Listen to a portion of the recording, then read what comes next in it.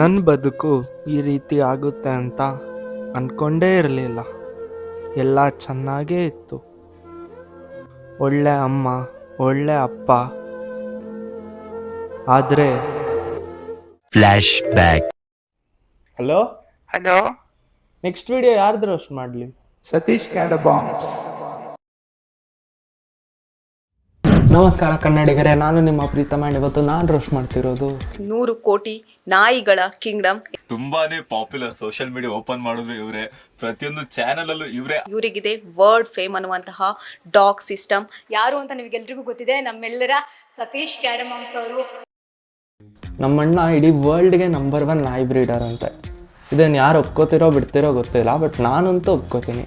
ಯಾಕಂದರೆ ಬೇರೆ ಎಲ್ಲ ನಾಯಿಗಳ ಜೊತೆ ಬ್ರೀಡ್ ಮಾಡಿದ್ರೆ ನಮ್ಮ ಸತೀಶ್ ಅಣ್ಣನ ನಾಯಿ ಅವನ ಜೊತೆನೇ ಬ್ರೀಡ್ ಮಾಡತ್ತಂತೆ. ನಾನು ವರ್ಲ್ಡ್ಗೆ ನಂಬರ್ 1 ಡಾಗ್ ಬ್ರೀಡರ್ ಆಗಿದ್ದೀನಿ. ಅಂದರೆ ನಾನು ಬ್ರೀಡಿಂಗ್ ಸ್ಟಾಪ್ ಮಾಡಿ 10 ವರ್ಷ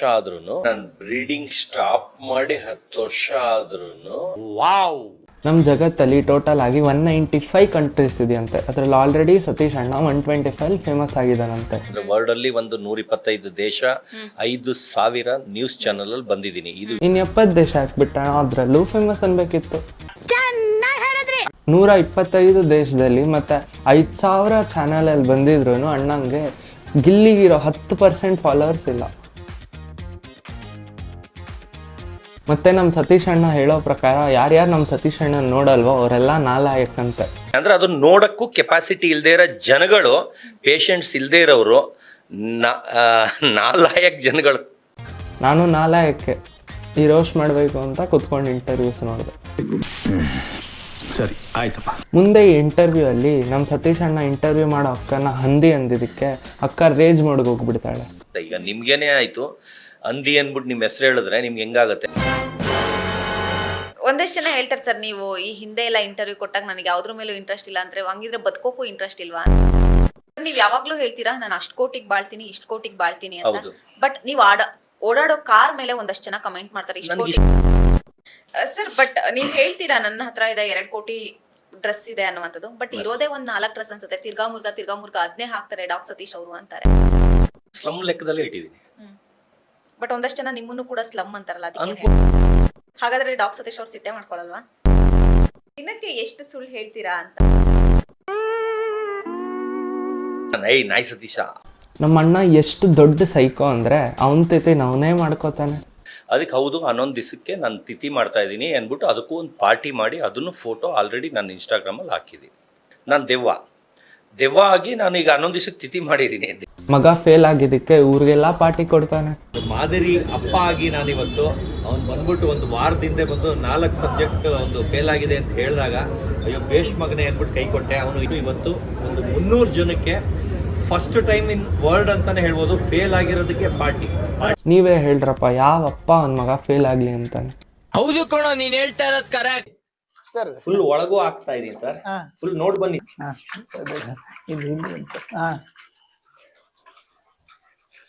ಅಲ್ಲ ಅಣ್ಣ, ಇಷ್ಟು ದೊಡ್ಡ ಜಾಗ ಇದ್ರು ಕಕ್ಕ ಮಾಡಕ್ಕೆ ಇಂಟರ್ವ್ಯೂಲೇ ಬಂದ್ ಮಾಡ್ಬೇಕಾ? ನನಗೆ ಎಷ್ಟು ಚೀಪ್ ಅನಿಸ್ಬಿಡ್ತು ಅಂದ್ರೆ ನಿಮ್ಮ ಹಂಗಿದ್ರು ನಾನು ನೋಡಕ್ ಅಮೀರ್ ಖಾನ್ ತರ ಇದ್ದೆ, ಆಮೇಲೆ ಸ್ಮಾರ್ಟ್ ಆಗಿದ್ದೆ, ಕಾಲೇಜ್ಗೆ ಫಿಗರ್ ಇದ್ದೆ.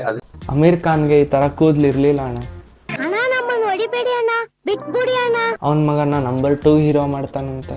ಏನಕ್ಕೆ ಅಂತ ಕೇಳಿದಾಗ ಆದ್ರೆ ನಂಬರ್ 1 ಅಂದ್ರೆ ಕೊಬ್ಬಾಗತ್ತೆ ಅಂತ ನಾನು ನಂಬರ್ 2 ಹೇಳ್ತಾ ಇದ್ದೀನಿ ಸರ್. ವಾವ್. ನಮ್ ಸತೀಶ್ ಅಣ್ಣ ಮುಂಚೆ ದರ್ಶನ್ ಮೂವಿಲೂ ಮಾಡಿದ್ರಂತೆ.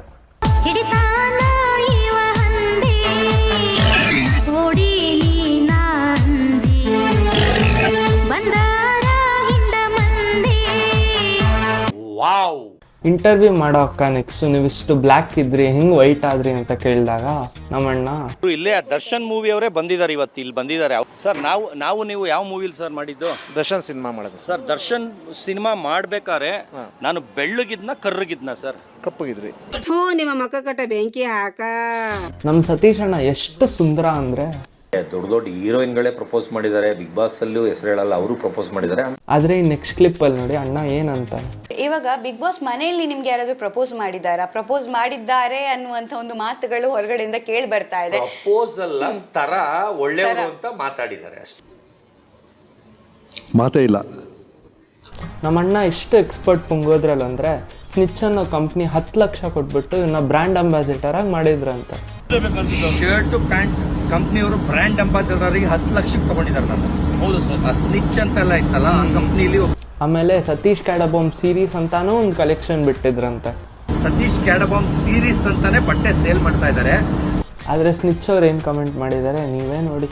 ನಿನ್ಗಿದು ಬೇಕಿತ ಮಗನೇ, ವಾಪಸ್ಸು ಒಂಟೋಗು ಶಿವನೇ. ಮತ್ತು ನಮ್ಮ ಸತೀಶ್ ಅಣ್ಣ ಹೇಳೋ ಪ್ರಕಾರ ಅವ್ರ ಮಗ ಹರ್ಷಂಗೆ 2 ಲಕ್ಷ ಹುಡುಗಿರ್ ಫ್ಯಾನ್ಸ್ ಇದ್ದಾರಂತೆ. ಮಿಸ್ಟರ್ ಹ್ಯಾಂಡ್ಸಮ್ ಅಂತ ಏಷ್ಯಾ ಫೇಮ್ ಅವಾರ್ಡ್ ತಗೊಂಡಿದ್ದಾನೆ. 2 ಲಕ್ಷ ಹುಡುಗಿರ್ ಫ್ಯಾನ್ಸ್ ಇದ್ದಾರೆ. ಇದೇನಣ್ಣ ಇನ್ಸ್ಟಾಲಿ 20,000 ಫಾಲೋವರ್ಸು ಇಲ್ಲ.